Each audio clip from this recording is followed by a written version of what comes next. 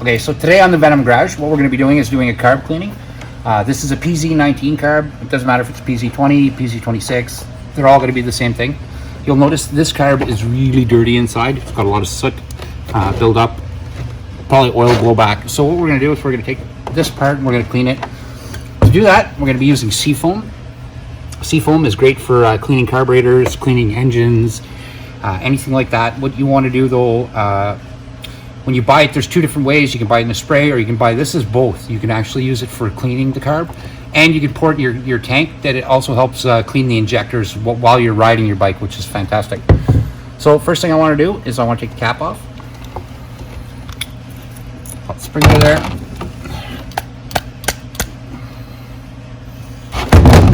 Come on. Oh, there we go. All right. So we got the plunger too. So it's all clean underneath there. You'll see everything's open. So these carbs, you'll notice underneath they have rivets on the bottom. The reason they do that is they don't want anybody adjusting anything inside the carburetor, so they rivet the bottom. That's just part of the EPA. We have no decision making on that. So I'm still going to show you how to clean it without touching any of this, but I just wanted to let you know that there's going to be rivets in the bottom. You can't take the bottom off. So this is your choke door, so you can flip it open and close. But what we're going to do first, we're going to go ahead and open our Seafoam.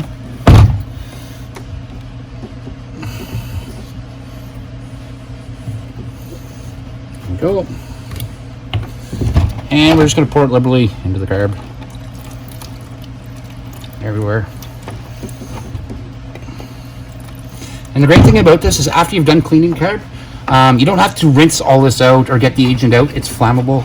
So there's nothing you really need to do other than just give it a wipe. Usually I don't like to use a rag. I like to use either a paintbrush or a toothbrush works really well too. But you'll notice that black soot, how quick it's coming off inside there. This stuff is great stuff to remove anything like that. And it works in anything. It's not necessarily just this carburetor. It'll also work in your car, your boat, your ATV, your motorcycle. It doesn't really make a difference. So I'm just going to keep poking my rag in here and wiping up.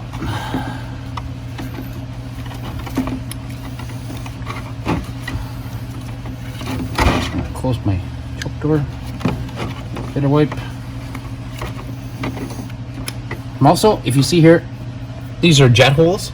So I'm going to pour some into the jet holes. And you'll notice it's a little bit thicker than gas. It's kind of like a petroleum feel to it. But that's it's so it sticks and gets all the dirt and everything out.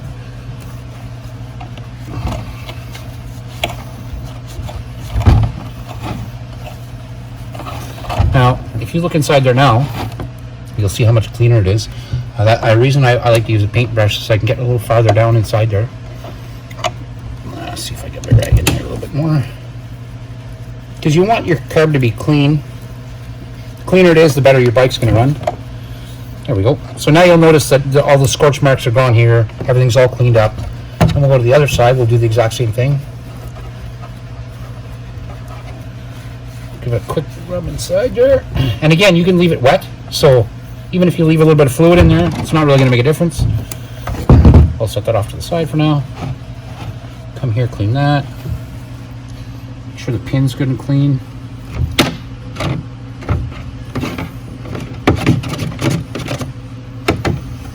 Already, now if you look on the bottom of this, just in the container, if you pick that up and look at all the bits, that all came out of the carburetor.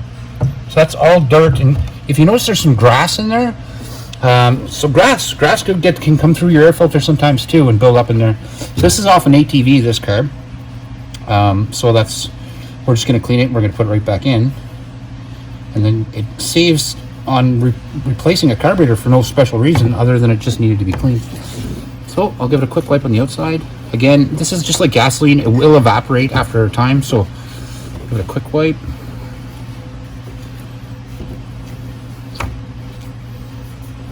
There we go. And then take our plunger. And again, when you're putting your plunger in, you want to make sure that you are on the right side. So if you look down there, you're going to see my idle screw. So I want to make sure that this little divot here lines up with the idle screw. So when I put it in there, There it goes. And it goes all the way to the bottom. That's what you want when you put your car back together. Put my spring, put my top back on. You can already see how much cleaner this carb is just after we've done a little bit of wiping. Usually, like I said, I use a paintbrush and I can get a lot deeper in here. But you'll notice now just how much cleaner this carb is. And that's how you clean your carb with seafoam.